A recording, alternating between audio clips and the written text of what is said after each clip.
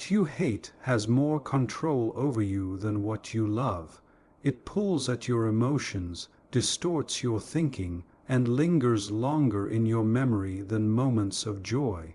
Hatred is obsession wearing a mask of contempt. We often believe that by avoiding what we despise, we are shielding ourselves from poison, but in truth, we are allowing it to ferment, to grow in the shadows of our mind. What you hate holds power precisely because you do not understand it. And that which you do not understand controls you.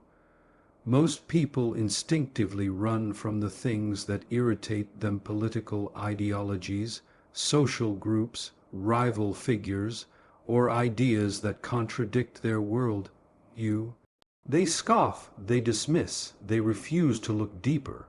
But this avoidance is a weakness disguised as morality or superiority.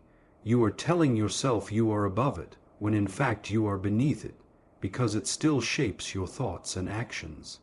It still pulls you into reaction. Every time you rant, every time your blood boils at the mention of a name or a concept, you reveal a string by which your emotions are pulled. But what happens when you turn around, stare directly at what you hate, and begin to learn it, objectively, analytically, without flinching? You begin to cut the string. By observing it up close, the monster loses its blur. Its shape becomes clearer. You begin to understand its motivations, its patterns, its methods. The hate transforms into insight. The emotion is burned off in the fire of knowledge. The power it had over you becomes yours to wield. This does not mean approval. This is not a moral concession. It is strategic conquest. You are not surrendering your values. You are deepening your understanding. To study what you despise is to steal its fire. To absorb the logic of the thing that offends you is to gain a blueprint of how it moves, how it spreads, how it holds influence over others. You begin to see why people are drawn to it, and by seeing it, you can counter it, not blindly, not emotionally, but with precision. There is also a psychological transmutation taking place. Hate, when left unexamined, is a crude energy, spiteful, loud, wasteful. But when converted into learning, it becomes focus. It sharpens your intellect. It deepens your tolerance for complexity. The person who only studies what they agree with, what they like, what makes them feel good, is like a soldier who only trains in fair weather. The moment a storm comes, they crumble. But the one who learns from what they hate has already walked through fire. They are prepared for resistance, for contradiction, for chaos. In this inversion there is power, because the people you hate, the ideas you mock, they are not standing still. They are evolving, adapting, expanding. And while you close your ears and double down on your convictions, they are mastering the game board. You, on the other hand, stay in a cage of your own making. To learn what you hate is to break the lock. It is to move from being emotionally reactive to strategically dominant. You see through the fog, you anticipate the moves, and suddenly you are not playing their game. You are running it. Most people will never take this path. It requires swallowing pride. It requires letting go of emotional righteousness. It demands silence where outrage wants to speak. But beneath that silence, beneath that discipline, lies clarity. And with clarity comes control. The object of your hatred becomes a map of where power flows, how influence spreads, how the human mind bends. If you can read this map, you no longer chase your enemy in the dark. You predict them in the light. You do not fear their strength because you have studied its source. You do not tremble at their success because you know the scaffolding that holds it up. You are no longer at the mercy of what you hate. You have studied it, you have learned it, and now it belongs to you. The enemy offends, disrupts, agitates. They challenge your world. You provoke your insecurities and stir emotions you'd rather not confront. Most people recoil from this discomfort, retreating into their circles of affirmation and agreement. But the wisest minds have always known that the enemy, the opposition, the antagonist, these are not threats to avoid, but opportunities to exploit. The one who frustrates you reveals the cracks in your thinking. The one who defeats you illuminates the flaws in your strategy. The one who despises you shows you exactly what they fear. The enemy is not just a threat. They are a mirror. To learn from the enemy is to turn humiliation into instruction. Every time you are outwitted, outmaneuvered, outclassed, there lies buried within that moment a lesson more valuable than any praise or success. Your allies often tell you what you want to hear. Your enemies, through their attacks, expose what you need to hear. Their criticism is rarely polite, but it is brutally honest. Their tactics are not fair, but they are effective. If you can strip away your ego, if you can listen through the noise of your anger, you will find within their actions a curriculum written in fire. History has always belonged to those who studied their enemies with cold, ruthless detachment. The general who learns the enemy's language, their rituals, their fears, their ambitions, he is not wasting time, he is sharpening the blade. The enemy, in all their fury, broadcasts their intentions. In their behavior is a pattern, in their success is a system. You do not have to admire them, but you must observe them. The one who can detach their emotion from the observation gains the power to dismantle what others only complain about. There is a psychological transformation in this process. Most people define themselves by who they are against. Their identities are stitched together by what they reject. But the individual who learns from the enemy no longer needs to scream into the void.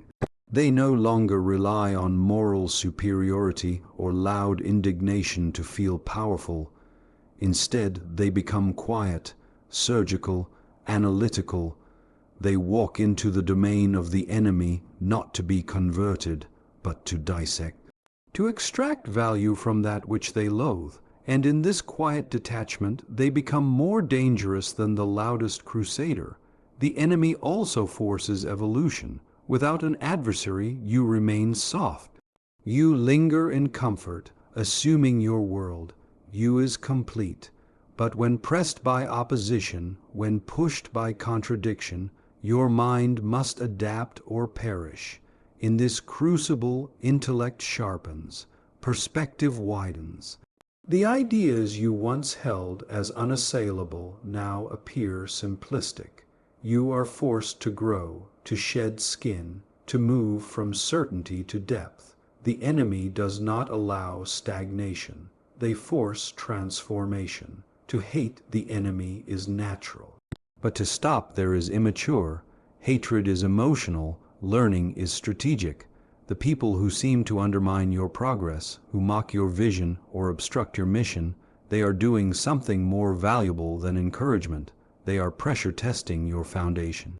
If it cracks, good, you now know where to reinforce. If it holds, better, you now know its strength. Either way, the enemy teaches you more than your friends ever could. Their brilliance, or even their stupidity, can serve you. Their cunning teaches you how to anticipate deceit. Their arrogance shows you the cost of overconfidence. Their failures outline the mistakes you must avoid. Their victories reveal the structures they rely on. Every move they make, every belief they broadcast is a data point, and once you begin to catalog these patterns, the power dynamic shifts. You are no longer reacting, you are planning, you are shaping. You are moving in silence while they speak loudly, unaware that they have already begun to teach you everything you need to dismantle them. The battlefield becomes a classroom, and the enemy, whether they like it or not, becomes your instructor. Every battle is won before it begins, but only by the one who understands the terrain. The terrain is not just the land under your feet, it is the language, the culture, the institutions, the belief systems, even the minds of those who stand against you. And the most treacherous terrain is always the one you detest. It is foreign, unsettling, irrational. You want to reject it, tear it down, pretend it holds no legitimacy, but to do so is to walk into the battlefield blind. The terrain you despise is the very ground your enemy has mastered. If you refuse to study it, you hand them the advantage before a single move is made.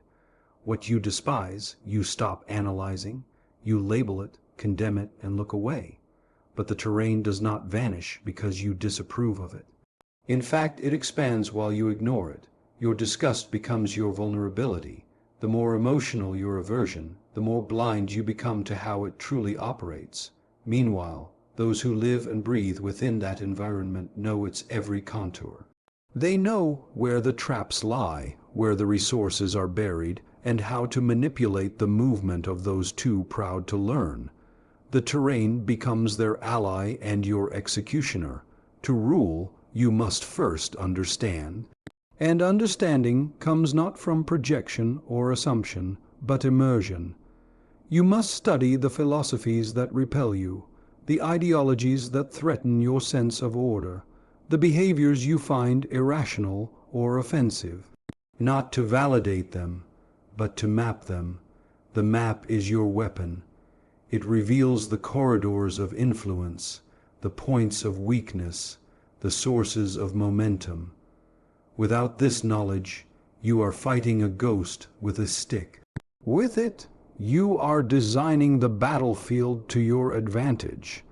The terrain you despise is rich in strategic information. If your enemy draws strength from a system you find absurd, you must learn that system better than they do. If they speak a language of manipulation, you must understand its grammar. If they are winning in domains you dismiss, it means they have found leverage points you have overlooked. You cannot defeat what you do not comprehend, and you cannot comprehend what you refuse to look at. This is the hidden cost of moral arrogance. It blinds you to reality. It wraps you in the illusion that what you hate is beneath you. But in the real world, outcomes do not bend to feelings. Power respects knowledge, not indignation. The rulers of history were not those who screamed from the rooftops. They were those who observed in silence, infiltrated the enemy's world, and emerged with the keys to its structure. They walked into hostile terrain not to convert, but to control. And they did so by studying every stone, every shadow, every system that others were too proud to examine. There is also a deeper transformation that occurs when you confront this terrain. You grow capable of dual vision, the ability to hold your values while also understanding the forces that oppose them. This is not weakness, it is intellectual supremacy. It allows you to move fluidly between worlds, to speak multiple dialects of power, to anticipate the moves of those who believe you are still playing on the surface. You become unpredictable. While others react with emotion, you act with insight. You choose your timing, your entry points, your methods. You make the terrain yours, even if it still disgusts you. To dominate a field, an art, a war of influence, you must become an interpreter of enemy environments. When others dismiss what they don't understand, you dig deeper. When they mock, you map. When they avoid, you analyze. Every terrain has laws, codes, incentives, blind spots. Your enemy depends on those laws. But if you understand them better than they do, you gain the ability to bend them. The field tilts in your favor. The terrain they once ruled becomes a trap you design. And while they are still standing proudly on what they thought was home ground, they never realize that you have already rewritten the rules beneath their feet. So now you must decide. Will you continue to let your hatred blind you, or will you turn it into vision? Will you mock the enemy from afar, or will you walk into their world and take notes while they reveal themselves? Power does not reward those who speak loudest. It rewards those who learn fastest. To conquer, you must understand. To understand, you must study what repels you. This is the path of those who rule quietly, strike surgically, and reshape the world without ever raising their voice. Learn what you hate, not to become it, but to surpass it.